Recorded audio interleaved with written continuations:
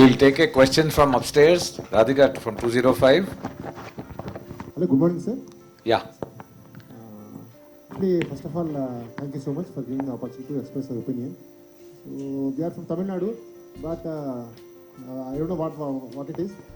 When my daughter got here and joining, there were many oppositions in our township. Somebody was saying you got to medicine or IIT and all, why she's not joining, why she's going there and all that. So, but when my daughter appeared for your UG exam, she told that after seeing the question paper, if I'm going to be next 5 years in that environment where people who answered the question paper are going to be, I'm sure I will shine well in my life. Then, of course, she came to other channel. But only my thing is, I'm sure about your academics and other things, the basic sciences. But I have seen there are 27% electives. Madam has already answered the partially that one. So 27% electives, how deciding and which subjects they have to study and all that. Whether by third year itself, will they be able to select?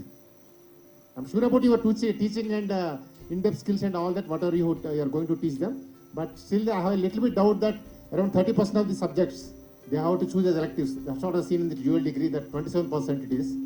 So, the 27% which subjects to be chosen for their academics or whatever it is. That only I have a little doubt. Rest all is fine. Thank you.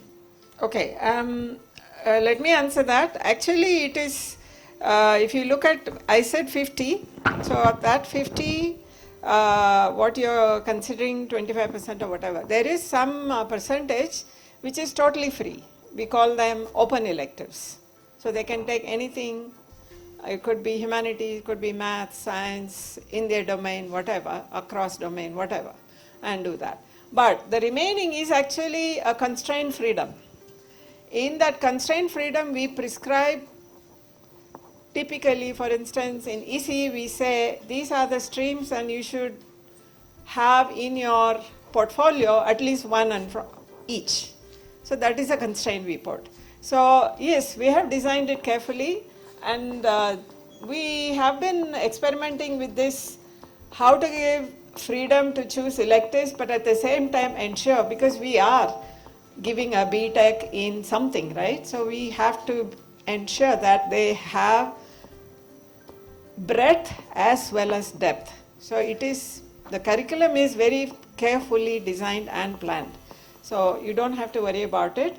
And we also have program coordinators who will be able to advise them. And so it has students, don't underestimate your daughter. I'm pretty sure she'll figure it out in less than a year. Yeah. This is the undergraduate research has been one of the biggest, one of the differentiating points about IIIT Hyderabad from day one. And this has worked out very well in the sense that we typically have 2 to 3 dozen individuals, that is undergraduate students in the first year, typically third year and fourth year, who work with somebody else and their work gets accepted for publication in an international conference or a journal, typically a conference these days in the technology areas, and many often they go and present this work in that forum, etc. And when you are in research, you will quickly realize this is not about textbook, between the textbook and you. Textbook represents basic knowledge. Research-oriented education tells the students that there is a lot to be learned beyond the last page of the textbook. And which means it's an truly international endeavor. In terms of research, you are working on an area which is also worked on by thousands of people all over the world. So they are actually exposing to those things directly. In what things are happening, how do you counter them, and they keep track of the people, and many of them, like I said, also end up going for conferences, etc. Otherwise, we want our research or students to enrich themselves to go and if they have a good opportunity, any internships in a international location is not worth the effort. Some of them are, some of them are not. So the being international for being international, just for the fact, is not necessarily very valuable.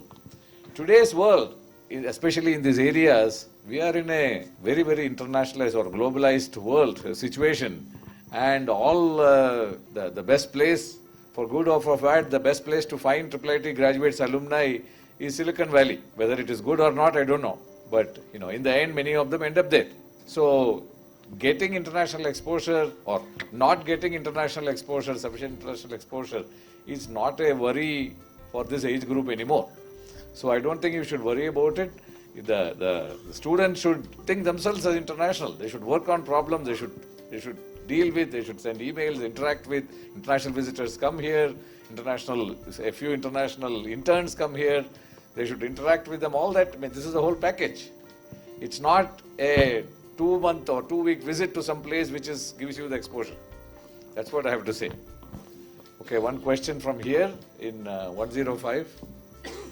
My name is Gopal. Thank you, the student volunteers and academic staff, for conducting such a organized welcome session. The couple of questions I have. What input parameters do you look at to see whether a student requires counseling? Because Madam talked about they look at the test scores. Is that the only parameter do you look at whether a student requires a counseling or not? Because it's more than the academics. Because how the student is behaving in a session, or how the student is interacting with the fellow professors, and also how the student is interacting with other students. Okay, and also, do you have a certified psychological counselors or to motivate them or spark interest in the students?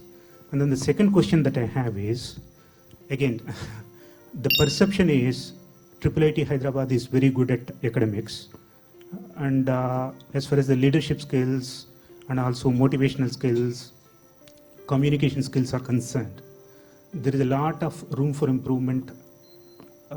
That's what I have been hearing. And then the third question I have is, the QS ranking and all, many universities are looking at, many students are looking at. Where do you see yourself, the IIIT Hyderabad, in QS ranking, as far as the QS ranking is concerned, in 4 years or 10 years from now? And also, as a parents, what do you expect us, and how can we help the institute so that actually we can rank higher?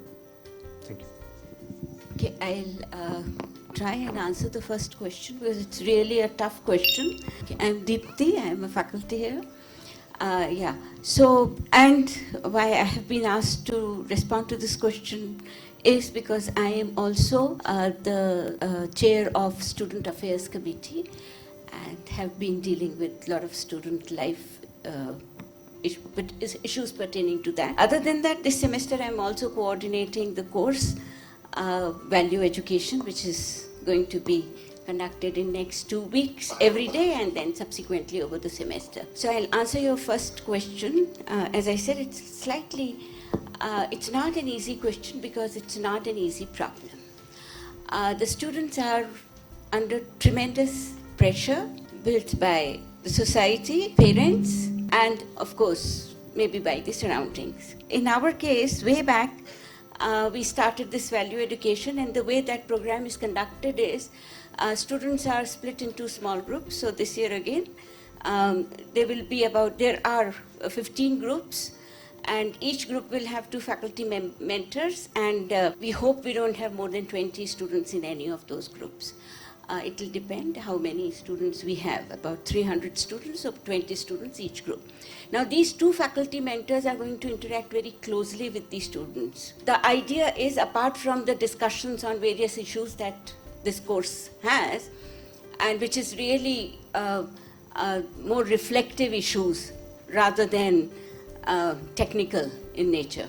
The way the course is designed, the interaction is very informal and a discussion, not a lecture. So the 2 faculty will be engaged with these 20 students, and the idea is that they get to know each other. The students get to know the faculty gets to know the students very closely, and so the students gain enough confidence to go to the faculty in case they have any issues or any problem. Other than that, you have seen, all of you have been very appreciative about the student volunteers who have been helping you around. So we have this mentor-mentee clusters. 3 to 4 students would be associated with one second year student who's the mentor, and that will then have a third year students, then the same faculty who are also part of their HV. So there is a chain there, and all the way these 4 students will again, so the 20 students will have access to different levels. One point that we have often noticed is, and this year that's why there is a slight change in the academic curriculum in terms of exams. Very often after the first mid-sem, suddenly those students who have always been amongst top few in their classes find that, okay, things did not turn out to be as good as they expected it. They do feel stressed. That's when, as Professor Jayanti mentioned, we meet these students. We call them, those who haven't done well, we meet them. We try to give them confidence to come back and meet, advise them. Those who need, we also advise them for counseling. We have professional counselors on campus. They are available every day. I mean, their phone numbers are available. We also have MOU with mental health hospital in Hyderabad. So one psychiatrist in fact visits twice a week also, apart from counselors. These are measures which take care. It's largely, one has to be watchful. We do interact with students, and we do try to, faculty may notice that some student is not coming to classes regularly. They may, in small classes it is possible, so that is the first point. Then one kind of notices and send a message, meet the student, but in large classes that may also not be possible. Yes, things are in place, we do hope, and we have been kind of interacting and trying to have a dialogue and make it known to all the students that do approach faculty when you are in distress or you need any help. Those are the measures we have put in place, and if we can improve it, ideas would be most welcome.